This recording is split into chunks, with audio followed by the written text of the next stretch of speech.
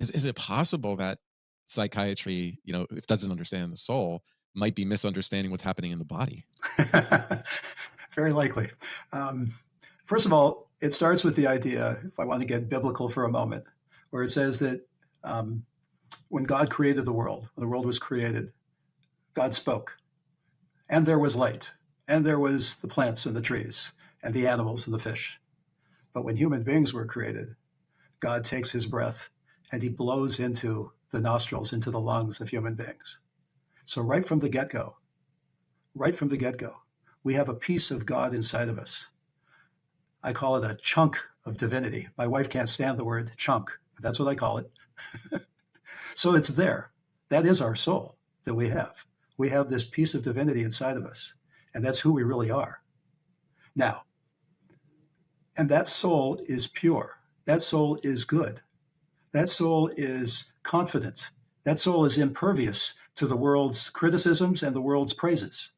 That soul is honest and truthful. It is who we really are, and it is untainted. That soul is untainted. So why is there evil in the world? I once heard a great man say, when you look at the world, there's the skies and the trees. When I meet people the first time, they seem pretty nice. Then when I get to know them a little bit more, they seem not so nice. They seem like they're manipulative, have a different agenda or something like that. And sure enough, when I dig under the ground, there's dirt and there's grime. Things don't look so pretty anymore. But if I go deeper, there's diamonds and gems deep within the ground. I just have to go deeper. The problem is not the problem of the soul. The problem is that stuff covers the soul.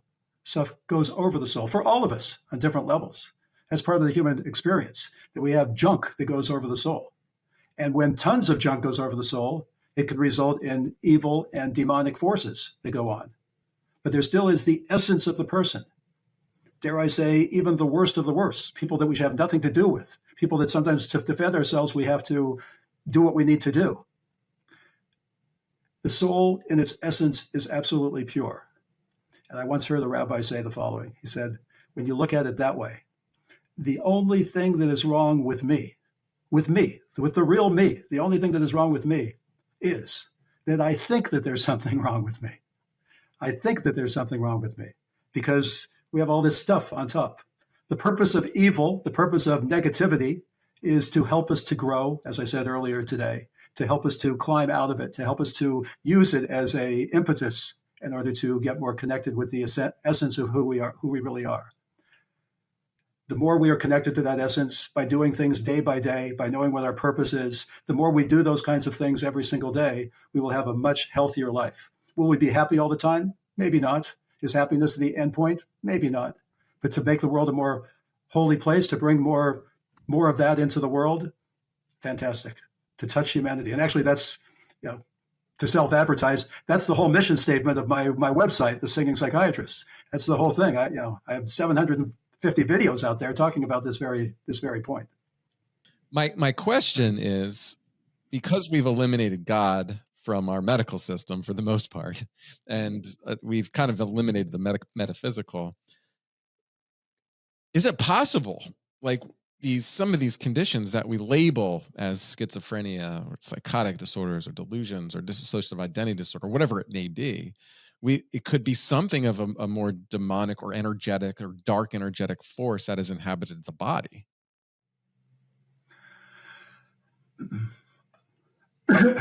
I've met many schizophrenics. I don't know if I ever have thought about being demonic with the schizophrenics that I've met. I actually see them as incredibly spiritual people. I see them as raw brain. I see them as unfiltered. And they're so connected.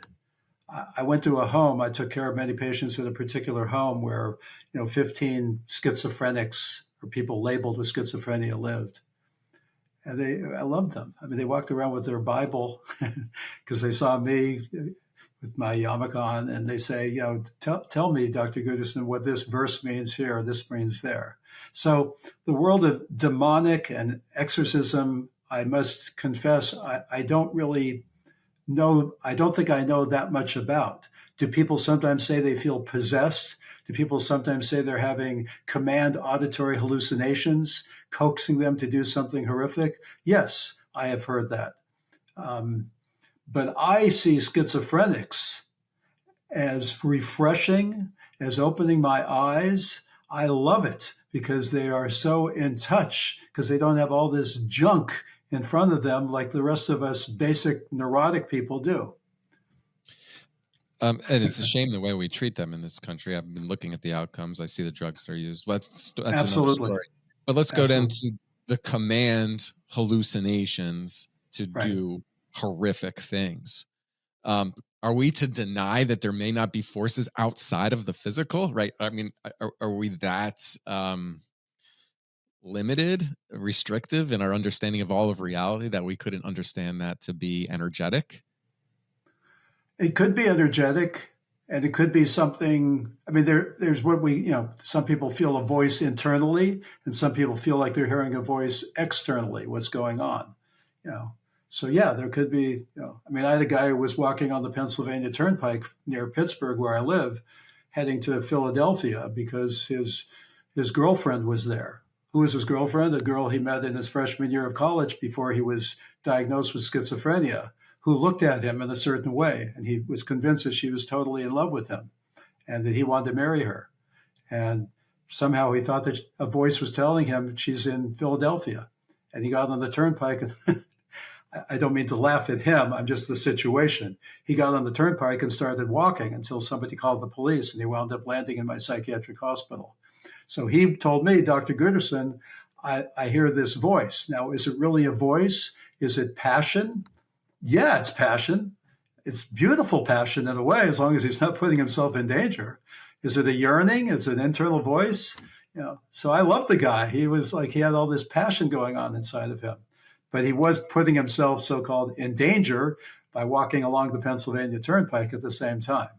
So, Yeah, that's understandable. Throughout, well, let's just go back historically. Biblically, there's obvious documentation of God talking to people, prophets. Their prophets exist, right? sure. Have we eliminated that in our culture? Are we to suggest it happened then? It doesn't happen now? It absolutely happens now, and it's a tragedy that we need. You and I and others need to start a major revolution to bring God, to bring spirituality back into the mental health world. I mean, it's an absolute tragedy because it's so much a part of what makes us human. They say when we talk to God, that's okay, but if God talks to us, then we're crazy. That is crazy to look at it that way. When God talks to us, I did a couple of videos on this as well. And, sometimes I'm in the middle of a argument with my wife, let's say, and happens rarely, but I have an argument and suddenly something hits me and it says to me, John, stop. Think about it from her perspective. What's really going on in her? Get inside of her inner world. What is happening? And I say, why? Where did that thought come from? Is that the voice of God in some way? Well, yeah, I could interpret it that way. So yeah, I do think that God speaks to us. Does God speak to us in a loud voice that we actually hear? I, Look, I have felt that, but has I actually heard an audible voice? I can't say that I have. Yeah, I experience it differently. I feel like God is speaking to me and guiding me, but it's different Mm-hmm. than my own thoughts. Right. And I don't hear it from the outside. I experience it as a knowing, it's in my heart, and then I have an energy or a nudge to do something about it. So in Great. my practice now in the morning, when I get into stillness and I ask to receive, because I believe Mm-hmm. that if you ask, you will receive. Right. Um, I have just started documenting those messages, Mm-hmm. and I've chosen to live my life that way now. Great.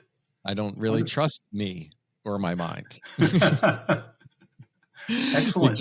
because I got an ego and I got a history and I worry and I'm a human being and I'm fallible. But those You know knowings, what they say about the word ego? EGO, ease God out. yes, yes.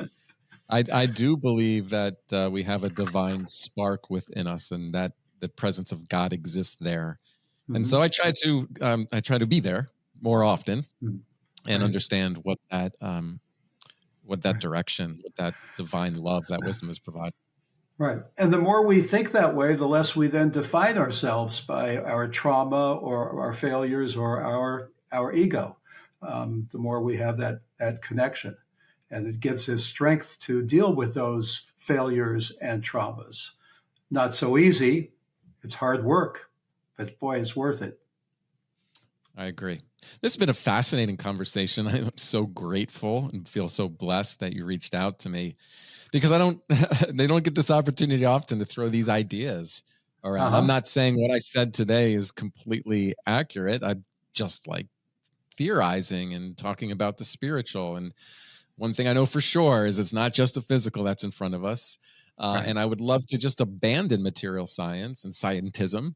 And I hope we advance as a culture to post material science. But I love talking about mental health from the perspective of the soul and energy and our connection to God and what is outside the physical. And you did not disappoint, Doc. I really, I really do appreciate the depths of the conversation.